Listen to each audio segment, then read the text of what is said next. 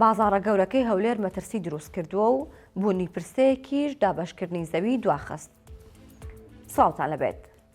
ساتی خۆشی جوتیاران چنینەوەی بەرهەم و وەرگرتنی بەرهەمی ڕەنجی ساڵێکیانە، بەڵام ئەمە جوتیارانی کەرکووکی نەگرتوتەوە و خۆیان بە ڕەنج بە خەسار دەزانن.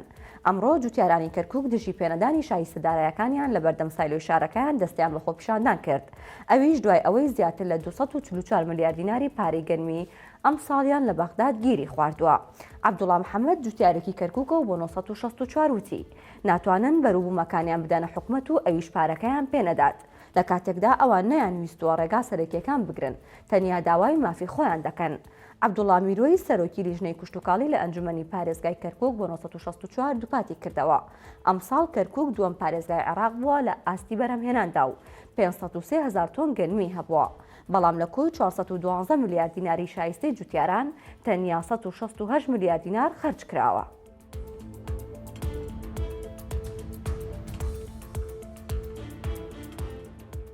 بازاڕە گەورە و فراوانەکەی هەولێر کە بەدەیان دوکان و شوێنی بازرگانی تێدایە لە مەترسیدایە. بارانبارینی چەند ڕۆژی ڕابردوو مەترسی بۆ سەر بەشێک لە دوکان و ماڵەکانی دیوی پشتەوەی بازاری داونتاونی هەولێر دروست کردووە. ئەوەش بەهۆی داکەوتنی بەشی پشتەوەی بازارەکە کە زیاتر لە 20 ساڵە بە نیوناچڵی جێ هێڵدراوە. بە قسەی شایەت حەڵەکان ئەم پرۆژەیە لە ساڵی 2004ەوە بەم شێوەیە ماوەتەوە و لەگەڵ بارانبارین ئەم دیوارەی زەویەکە داکەوتووە و مەترسی بۆ سەرژیانی خەڵک و کاسبکارانی ناوچەکە دروست کردووە. ئارام ڕەسوول بەڕێوەبەری شارەوانیەکی هەولێر بۆ 964 جەختی لەوە کردەوە. پێکەوە لەگەڵ پارێزگاری هەولێر لیژنێکی تایبەتیان بۆ چارەسەرکردنی ئەم کێشەیە پێکێناوە تاوەکو ڕێگری لە هەموو ڕووداوێکی نەخوازراو بکەن و بە زووترین کات چارەسەرێکی گونجاو بۆ ئەو کێشەیە بدۆزنەوە.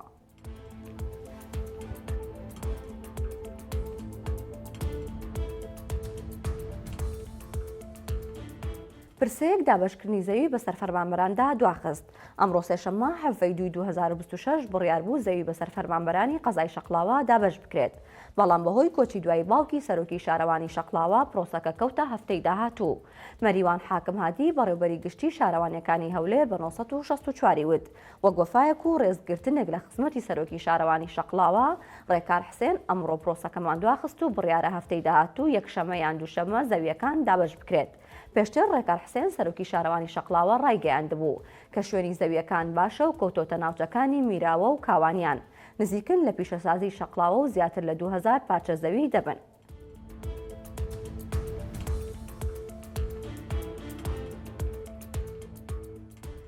بازگەی باوە مەحموود بۆ بەمۆتەکەی کاسبکارانی عەلوەی کەلار.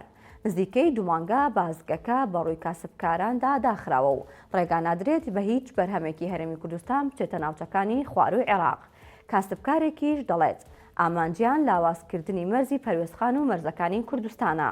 کاروان ئەبوبەکر کاسبکارێکی عەلوەی کەلارەوە بە 964 وت تەواو بێ ئیشبووین و بەرهەمەکانمان بۆ ساغ نابێتەوە. پێشتر مەرزی پەروێزخان ڕۆژی 4 بۆ 5 بارمان هێناوە. ئێستا یەک بارەهێنین چاوەڕێ دەکەین بزانین کەی دەفرۆشرێت تا بارێکی تر بهێنین. دەژڵێت بەرهەمی ناوچەکانی خواروی عێراق دێتە هەرێمی کوردستان، بەڵام بەرهەمی جوتیارانی کەلار و کوردستان ڕێگەیان پێنادرێت بچرێتە ئەوێ.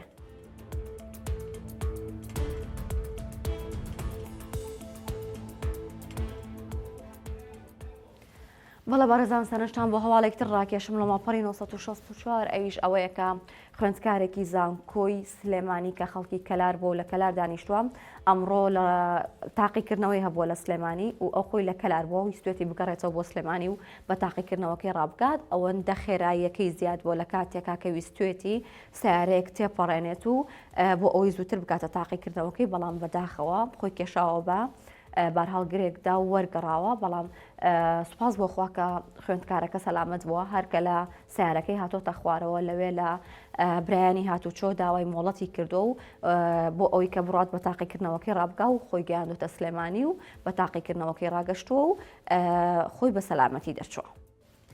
هەواڵەکانم پێشکەشکردن هەر شاد بن.